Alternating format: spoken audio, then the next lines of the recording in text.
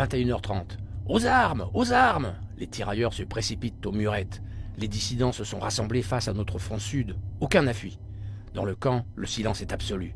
Mais l'énervement est sensible. Qu'on en finisse! Tout à coup, les femmes poussent des cris effrayants, des you-you dont le rythme se précipite. On entend « À mort, chien, on vous tient !» et ils s'élancent. Notre réplique est brutale, intense, immédiate.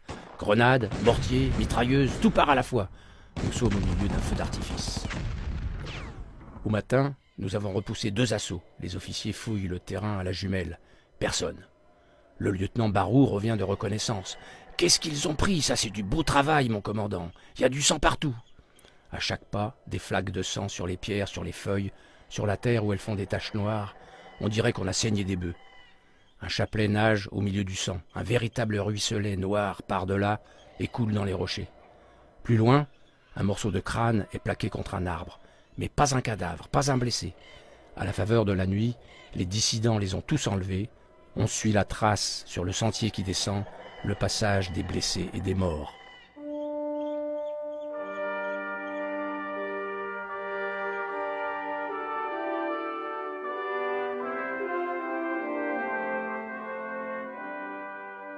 Pour ceux qui en douteraient, la colonisation du Maroc par la France au début du XXe siècle ne fut pas du beau travail.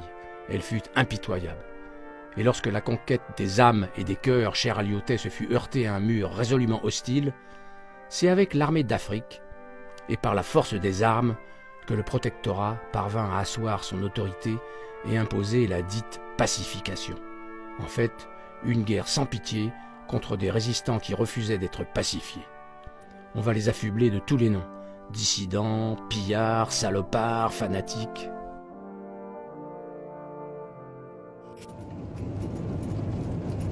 La conquête sera très longue, pas moins de 22 ans, et très difficile. 30 à 40 000 morts côté français et Marzenne, l'état central marocain. 5 à 10 fois plus chez les résistants. Les combats furent aussi acharnés que désespérés. Mais curieusement, et c'est là où je veux en venir, des pans entiers de cette histoire héroïque sont maintenant passés au Maroc totalement sous silence. Un des combats les plus fameux, engagé au sud dans le massif du Sahara, par une poignée d'irréductibles, maintenant presque oubliés, fut proprement épique. C'était en 1933. 1933, en plein hiver. Ces combats, qu'on qualifie d'asymétriques, opposèrent d'un côté le Marzen français, 60 000 hommes de troupes puissamment armés, et de l'autre, 1 millier de familles retranchées dans des jebels imprenables et résistant 3 mois durant à un déluge de feu. L'idée m'est donc venue d'aller voir sur place, 80 ans après, le théâtre des opérations. Mais profitons du voyage pour rappeler le contexte historique. Au tournant du XIXe siècle, le Maroc vit une période troublée sur fond de crise dynastique qui aiguise les appétits des puissances étrangères. L'acte d'Algésiras de 1906 marque la fin de l'indépendance de l'Empire chérifien et le début de la pénétration militaire espagnole et française. Les Français débarquent à Casablanca au prétexte de protéger leurs ressortissants et restaurer la sécurité. Et ce avec un corps expéditionnaire de quelques milliers d'hommes, bataillons coloniaux, tirailleurs algériens, spahis, 4 000 en 1908, 8 000 en 1911. Le sultan Moulay Hafid, sans ressources et dans l'incapacité de se payer une armée solide, est de plus en plus isolé. Contraint et forcé, il signe alors le traité du protectorat en 1912 qui ouvre le Maroc à la colonisation. Mais, accusé par la population d'avoir vendu le pays aux Roumi, les chrétiens, il abdique. Remplacé par son frère Moulay Youssef, qu'on installe à Rabat sans réel pouvoir. On lui laisse les affaires religieuses. C'est le protectorat, très protecteur. Ainsi légalisée aux yeux de la communauté internationale, cette conquête coloniale, appelée aimablement la pacification, se fait au nom du sultan afin de l'aider, dit-on, à asseoir son autorité sur l'ensemble de son empire. Le Maroc des villes et des plaines est facilement conquis, les grands caïds sont vite gagnés à la cause, et on utilise les tribus soumises contre celles qui ne le sont pas en mettant à profit les rivalités de clans. Dès 1918, tout ce qui est rose ou rouge sur la carte est déjà conquis. Mais pour le reste du pays, c'est une autre histoire. La résistance se durcit dans les campagnes, notamment dans les montagnes et les régions arides habitées par des tribus turbulentes, farouchement jalouses de leur liberté, souvent en dissidence. C'est le fameux Bled Siba. L'armée d'Afrique est alors jetée dans la bataille. Elle est au début surtout constituée de troupes dites régulières, composées d'unités étrangères, menées par des officiers français, auxquels s'ajoutent progressivement de nombreuses forces supplétives, composées de recrues marocaines, pour compter un total de 50 000 hommes en 1912 et près de 400 000 pendant la guerre du Rif 10 ans plus tard. Qui sont donc ces nombreux supplétifs marocains? Commandés par des officiers français des affaires indigènes, ce sont des contingents de Morazni, les troupes du sultan, ainsi que des goumiers et des partisans recrutés pour les opérations. Un goum est composé de 150 à 200 goumiers, à pied ou à cheval, qui ne servent que dans les contrées où ils ont été recrutés. Ces guerriers à la djellaba de laine, comme on les appelle, s'engagent en général sans état d'âme, ayant une vague idée de ce qu'est l'identité marocaine. Mais ils se battent sous commandement français pour le compte du sultan.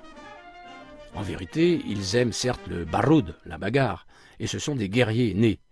Mais ils sont d'abord motivés par le gain, car en signant pour un an, ils touchent une prime modeste, et bien que devant assurer leur propre subsistance, ils profitent du butin, la razzia, en fin de combat, c'est-à-dire les troupeaux, les montures et les pauvres dépouilles des vaincus laissés sur le champ de bataille. Au poste, le goumier construit sa keshla, et il peut y vivre en famille. En opération, ils connaissent remarquablement le terrain et sont chargés de conquérir le territoire, tandis que les troupes régulières, zouaves, spahis, légions, tirailleurs algériens, viennent derrière l'occuper dans un second temps. Les goums sont ainsi très vite considérés comme des corps d'élite, très sûrs, dont les officiers des affaires indigènes qui les commandent font l'éloge, mais très exposés, ils subissent de lourdes pertes.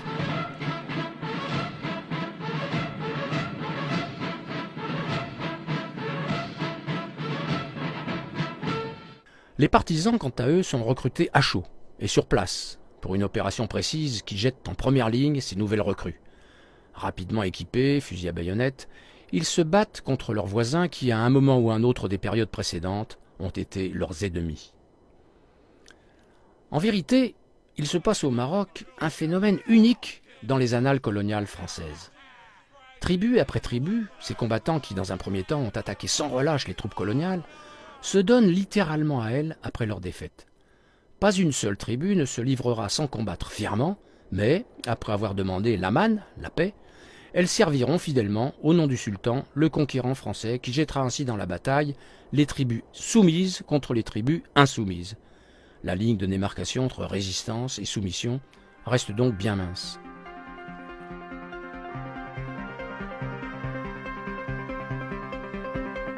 L'armée d'Afrique, ainsi renforcée, est puissante.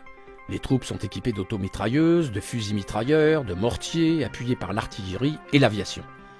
Malgré ce déséquilibre des forces, les combats sont acharnés. Mais en 1933, après 20 années d'une résistance farouche, le pays est pratiquement conquis. Reste une tâche de résistance au sud du Haut-Atlas, dans le Jbel Sahro, où les fameux combats du Bougafer de l'hiver 1933 vont voir s'affronter d'un côté les troupes coloniales et de l'autre les derniers résistants.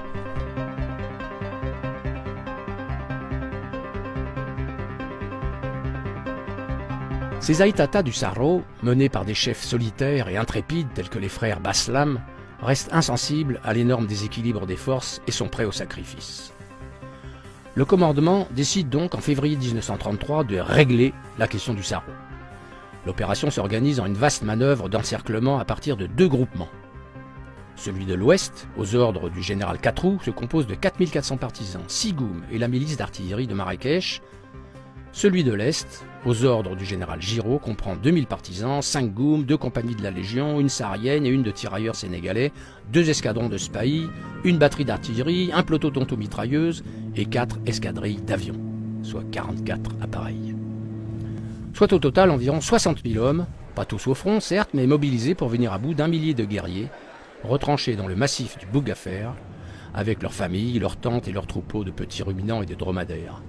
Au total, environ 4 ou 5 000 personnes, femmes, enfants et vieillards compris. Pour atteindre les lieux de ces combats héroïques, il faut dépasser Al-Nif, emprunter une mauvaise piste,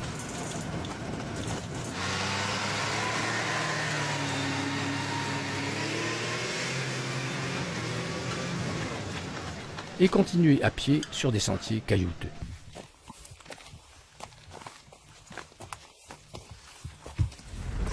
La bataille s'engage dans la nuit du 12 au 13 février, et assez rapidement, devant le déluge de feu et l'avance rapide des Goums, les assiégés se replient sur la cuvette de l'Imsaden, au cœur du Bougafer. Protégés par de puissants escarpements, ils contrôlent alors toutes les crêtes et les cheminées d'accès. Pour assurer un blocus efficace, les attaques se portent de tous les côtés. Le groupement de l'Ouest arrive au pied des aiguilles le 20 et descend sur Lakan ou Lili pour bloquer les sorties vers le nord et l'ouest. Tandis qu'à l'est, le sous-groupement de Bournazel, l'Homme Rouge, se hisse après de rudes combats le 21 février sur le Piton 1, que les aviateurs dénomment la Chapelle, puis le 23 sur le Piton 2. À cette date, l'état-major, considérant que l'encerclement est complet, déclenche alors une série d'attaques. Le 24, dans une nuit d'encre, les goumiers du 34e escaladent les cheminées qui mènent au sommet des aiguilles. Arrivés à 30 mètres des guetteurs, les chiens les repèrent et c'est la fusillade générale dans l'aube naissante. Les guerriers Aïtata aidés des femmes projettent des rochers sur les assaillants, dont certains, arrivant au sommet, sont poignardés dans de furieux corps à corps et repoussés dans le vide. La moitié des goumiers est hors de combat et sur les 7 gradés français, 3 sont tués, 3 sont blessés.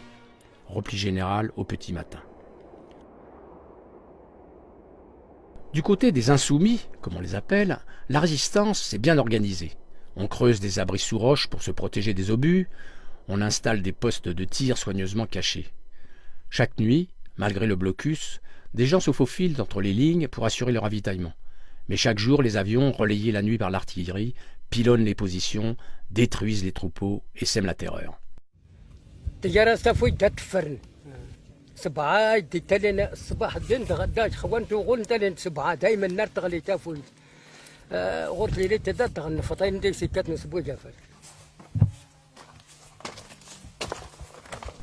Lors des attaques, les guerriers se relaient car il n'y a pas un fusil pour chacun. Les hommes valides remplacent ceux qui se font tuer. La nuit, quand le baroud se calme, on insulte les officiers français. « On vous aura, chien de Roumi !» Ou les partisans « Vendus aux Roumis, vous n'êtes plus des musulmans, vous êtes des traîtres !» Aujourd'hui encore, on se moque de ces partisans vendus aux Français. Et c'était quelqu'un qui a perdu la nuit, et puis il a écouté la voix des personnes à côté de l'eau, près de l'eau. Et il a crié, alors est-ce que c'est les... Est-ce que c'est les partisans ou les autres? Les autres, ils ont dit les partisans, exprès pour le faire venir. Alors lui, il a commencé à parler de son histoire, de son engagement, ses relations avec les Français. Il a dit, ça fait plusieurs années que je suis au militaire français, avec le militaire français et tout ça. Et il les avait dit qu'il lui reste une année pour avoir sa retraite. Il lui dit, c'est quoi la retraite? Il lui dit, tu restes chez toi, tu es payé, tranquille, tu fais rien. Il me dit, et tout